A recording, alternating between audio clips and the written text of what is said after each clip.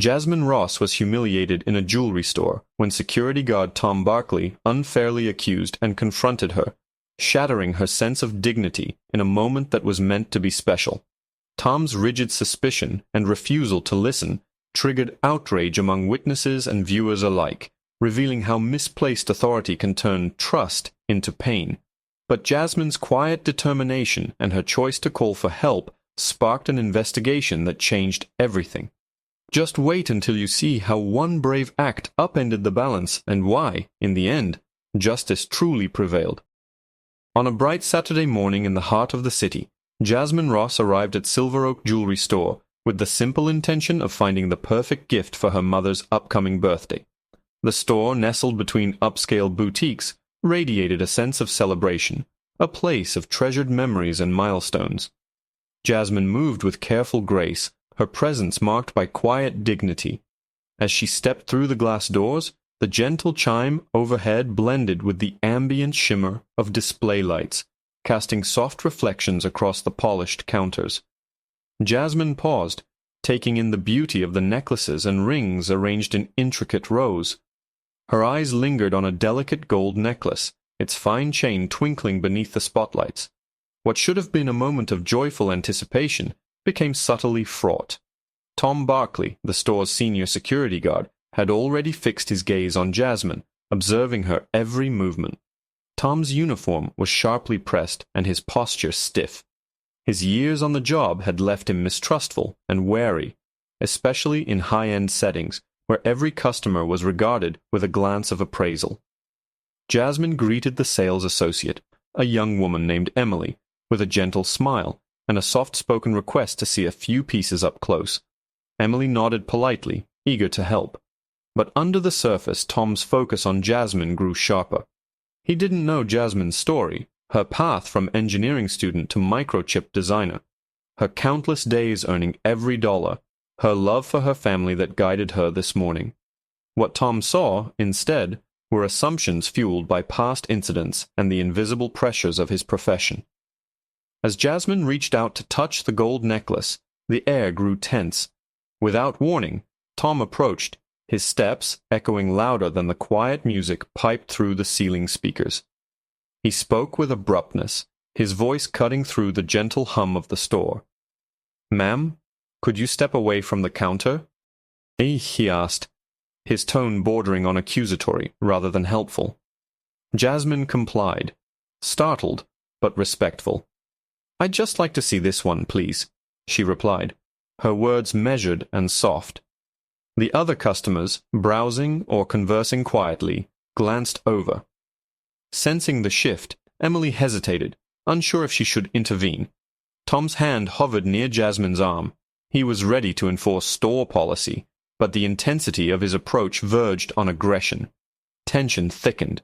Tom questioned Jasmine about the necklace, implying concern over her handling of the jewelry. Jasmine began to explain. She wanted it as a gift. She had every intention of paying, her motives clear and honest. But Tom's demeanor grew only more invasive, his suspicion failing to relax. His approach was not violent, but the discomfort was unmistakable, an authority wielded without thought of its emotional impact. Jasmine's heart raced. She felt the sudden urge to defend her intentions, realizing that her actions were being scrutinized for reasons she couldn't control.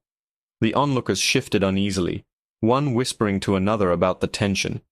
Emily tried to maintain composure, yet looked helplessly at Jasmine, aware that the situation was escalating beyond ordinary customer service. The store's gentle luxury now felt stifling. Jasmine's fingers trembled as she handed the necklace back, her breathing measured but quickened by anxiety. Tom's stance hardened, his eyes lingering with unspoken challenge. Jasmine met his gaze, determined to keep calm despite a growing storm inside her. The moment stretched, silence enveloping the space between them. Jasmine understood, perhaps better than anyone, the weight of being judged unfairly. Her attempts to clarify her calm words and patient explanations left her feeling exposed. The other customers, many now watching openly, sensed something was wrong. This wasn't a matter of theft or disruption, but a misunderstanding rooted in deeper tensions. As the confrontation lingered, Jasmine's composure became a shield against humiliation. Yet under the bright store lights, the hurt pressed in, her dignity reduced in a public setting where she'd expected kindness. The sales associate tried to break the tension, offering to wrap another item or help Jasmine elsewhere, but the moment could not be undone. By the time Jasmine was left standing alone, her shopping trip had transformed completely. The expectation of celebration had dissolved into a profound sense of isolation and vulnerability. The experience marked her and many who witnessed it, not only as shoppers, but as individuals suddenly confronted by the painful realities of suspicion and injustice. In the aftermath of the uncomfortable encounter, Jasmine lingered in the store, her composure outwardly intact, but her confidence shaken beneath the surface. The staff attempted to resume their regular duties, yet the atmosphere had changed. Quiet conversations emerged near the register as customers exchanged uncertain glances. The incident had not gone unnoticed. Emily, the sales associate, offered Jasmine a cup of water and apologized for the confusion, but her words rang hollow against a backdrop of discomfort. Jasmine accepted the gesture with a nod, grateful for even the smallest kindness. As Jasmine left Silver Oak, she stepped into a world that appeared unchanged, but for her, everything felt different. Her thoughts raced, replaying the scene over and over. She questioned herself, searching for an answer to why such suspicion had found her.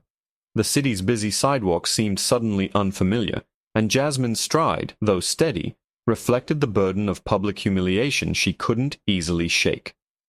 Later that afternoon, Jasmine sat at her kitchen table, a place that once symbolized warmth and safety. She placed the untouched shopping bag beside her, unsure if she could gift the necklace as planned. The sense of injustice weighed heavily on her heart, but it was the silence that hurt most, the unspoken acceptance that what had occurred was regrettable, yet fixed in the past. She began to draft an email to Silver Oak's management, hoping to find understanding or even acknowledgement. Her words outlined the facts with clarity and calmness, her intentions, the sequence of events, the pressing discomfort, and the impact it left. Days passed. Jasmine received little response beyond a brief apology from the store's customer relations department. It felt rehearsed, the kind of note written with protocol in mind. Jasmine wondered how many others had faced similar treatment, how many heartfelt complaints faded into digital archives, treated as mere transactional annoyances. Unable to simply move on, Jasmine gathered courage to reach further. She compiled details, a copy of her receipt, the brief response from the store, and most importantly, a video file sent by a customer who witnessed the encounter and discreetly recorded it on their phone. The footage showed her calm attempts to explain, Tom Barkley's unwavering suspicion, and the discomfort surrounding them. Jasmine watched the video twice, each time feeling the sting of being misunderstood, but also recognizing how clearly the injustice could be proven. Determined that her voice would matter, Jasmine reached out to the local press. She composed a careful yet impactful message describing her experience, attaching the footage and her written statement. Several reporters expressed interest, and the story began to spread first modestly, and then with growing momentum. Online, viewers commented with support and incredulity, while others shared their own similar experiences. The hashtag Justice for Jasmine soon gained traction, transforming a single moment of pain into a shared discussion on fairness and dignity. At home, Jasmine's phone rang unexpectedly one evening. The caller introduced herself as Monica Hayes, a field agent at the Federal Bureau of Investigation. She explained that video evidence had prompted a deeper look into the practices at Silver Oak and other businesses across the city, where similar complaints had surfaced. Monica's tone was patient and respectful, her questions focused on ensuring Jasmine's well-being and clarifying every detail of the encounter. Jasmine recounted the humiliation and frustration with clarity, grateful that Monica listened without judgment. For the first time since the incident, Jasmine sensed a genuine desire to understand the emotional toll beyond the surface facts. Monica assured her that her story was important, not only for herself, but for the wider community. Hearing those words, Jasmine felt the pain shift into purpose. As the investigation started, Jasmine found herself surrounded by a network of support, both online and within her own circle of friends and family. They sent messages, brought food, and sat quietly with her, reminding Jasmine that even in moments of isolation, she was never truly alone. The pain lingered, but slowly Jasmine's resilience emerged.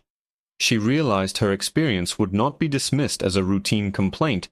It had become a catalyst, one that might challenge entrenched biases and encourage others to speak out. Jasmine's chapter unfolded quietly, yet powerfully. Her courage to document, to share, and to participate in the investigation marked her as more than just a shopper caught in the wrong moment. She became a voice, a force for change amid the stillness, her actions a testament to the resolve to transform pain into progress. Momentum gathered quietly, then with unmistakable force. Jasmine, moving cautiously through each day, felt a growing sense that the outcome of her case would reach far beyond her own experience. As news of her story spread, the details became impossible to ignore. Local newspapers published thoughtful articles recounting the sequence of events at Silver Oak, weaving in both interviews and community perspectives. Jasmine's name appeared in headlines across digital platforms, usually paired with the now familiar hashtag Justice for Jasmine. For many, she became a symbol of patience, quiet strength, and the courage needed to confront unfairness in broad daylight. Across the city, the atmosphere transformed. Friends and colleagues checked in, their messages ranging from encouragement to heartfelt accounts of witnessing or experiencing similar injustices. Jasmine spent hours reading these messages, sometimes moved to tears by the trust and honesty extended by strangers. She answered as many as she could, hoping to remind every person that no voice was too small to matter. Online forums and message boards buzzed with conversation. Some debated what should happen next, others compared stories, and many simply posted words of support. Silver Oak, once a place associated with special occasions, found itself a focal point of scrutiny. The store's management issued press releases and scheduled training sessions for its staff. They invited community advocates to lead workshops on respectful service, promising to foster an environment where every customer was valued. A new transparency emerged as employees at multiple locations were encouraged to share concerns anonymously, helping management understand and correct the culture that may have led to moments like Jasmine's. The corporate office announced that it would review all previous customer complaints for signs of systemic patterns. Meanwhile, journalists arrived daily, microphones in hand for interviews with shoppers, employees, and even bystanders who had witnessed the incident firsthand. Emily, the sales associate who helped Jasmine that morning, recounted details for camera crews, describing Jasmine's kindness and clarity during a stressful moment. Her testimony, aired during a prime-time segment, lent authenticity to the broader conversation and reassured viewers that Jasmine's calm presence had never justified suspicion. Inside Jasmine's world, the FBI investigation advanced methodically. Agent Monica Hayes kept Jasmine informed, describing each phase with transparency and care. They discussed the string of new testimonies that followed the release of the video. Several former Silver Oak employees decided to come forward, recalling occasions when their own suggestions for better training or customer care were dismissed. Even some current staff privately admitted that they feared repercussions if they questioned established security routines. Each revelation, Monica explained, showed how structures, often invisible to outsiders, could perpetuate problems quietly for years. Organizations devoted to justice and equity reached out to Jasmine, asking her to share her story during webinars and at panel discussions. She accepted, wanting people to know that advocacy is possible at any stage of life. In online meetings, Jasmine spoke about the importance of documenting experiences, believing one's own worth even in the face of doubt, and seeking allies in unexpected places. Her authenticity resonated with listeners, some of whom offered help, while others simply thanked her for her voice. As the weeks unfolded, the case inspired broader discussions across the city. Schools introduced awareness workshops, companies revisited training programs, and community centers hosted public forums where people gathered to discuss bias, respect, and the collective steps needed to create lasting change. Jasmine was invited to an event recognizing community leaders, where she met others working quietly to address the same challenges in different arenas. Despite the new attention, Jasmine kept her routine simple. She took long walks, seeking out peaceful corners of local parks, and spent evenings with close friends who helped her recharge. She found solace in small traditions, brewing tea at dusk, calling her mother each night, or simply watching the light change out her apartment window.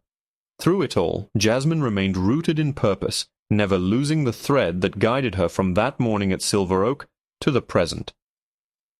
Silver Oak's leadership, following recommendations from community advocates and investigators, enacted concrete policy changes. Publicly, they apologized and committed to real reform. Anonymous feedback boxes appeared in stores. New hiring guidelines emphasized empathy and communication skills alongside standard experience, and every store adopted a policy for independent review of customer complaints. Jasmine's case, now studied in business seminars and legal circles, became an example of how a single act of advocacy could alter the trajectory not only of one person's journey, but of an entire institution's legacy. Jasmine's network of support continued to grow. Advocates, journalists, and everyday citizens followed her progress, sending updates and encouragement. She responded with warmth, honored by the genuine care people expressed. Each message, letter, or conversation strengthened her resolve. Every small act of solidarity crystallized into hope, making clear that together, even the most difficult stories could give rise to new beginnings. The resolution of Jasmine's story unfolded with a calm intensity that touched not only her own life but also the lives of many who followed her journey. News arrived in the form of a carefully worded letter. Tom Barkley was officially dismissed from his position at Silver Oak. The company, after a thorough review, determined that his actions had violated both company policy and the basic standards of respectful customer service. The dismissal was more than a single consequence. It signaled the company's commitment to meaningful change. In the weeks that followed, Silver Oak went beyond simple statements and apologies. Leaders met with community figures and advocacy organizations, inviting open dialogue about the steps needed to restore public trust. Store policies were rewritten, and comprehensive training on equitable customer service was rolled out for every employee, from top-level managers to new hires. Jasmine, at first hesitant, was invited to share her insights and suggestions in a private meeting with the company's board. Her words, offered with honesty and hope, influenced decisions that shaped the store's new direction. News outlets covered the developments thoroughly. Stories highlighted the tangible changes, showing footage of employees attending workshops and community leaders partnering with Silver Oak. Across social media, people responded with renewed optimism, expressing gratitude that a difficult situation had fostered genuine progress. Justice for Jasmine transitioned from a rallying cry into a symbol of what could be achieved when voices united in the face of adversity. For Jasmine, the days after the resolution were filled with reflection. She spent quiet mornings walking in the city, the anxiety that once clung to every outing slowly dissolving. Letters and messages continued to arrive, some from strangers who thanked her for her courage, others from friends who'd stood by her side throughout. Jasmine answered each note with care, recognizing in every story a shared wish for fairness and respect. Jasmine's mother received the long-awaited gift, the gold necklace, now imbued with far greater meaning than anyone could have foreseen.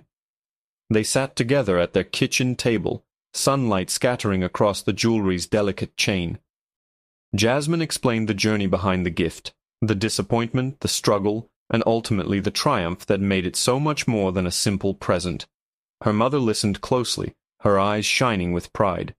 The story's end was not defined by retribution, but by the possibilities opened for others. Jasmine watched as Silver Oak's changes inspired similar reviews in neighboring businesses. The conversations sparked by her experience grew into a movement for advocacy and awareness, reminding the community that progress often begins with the steady actions of a single individual. Jasmine's journey closed with a sense of quiet triumph, her dignity restored, her voice amplified, and her example leading toward a culture of respect. She moved forward, knowing her actions had illuminated a path that would remain open for all who wished to walk it, carrying with her the hope that every story, when shared bravely, could help change the world.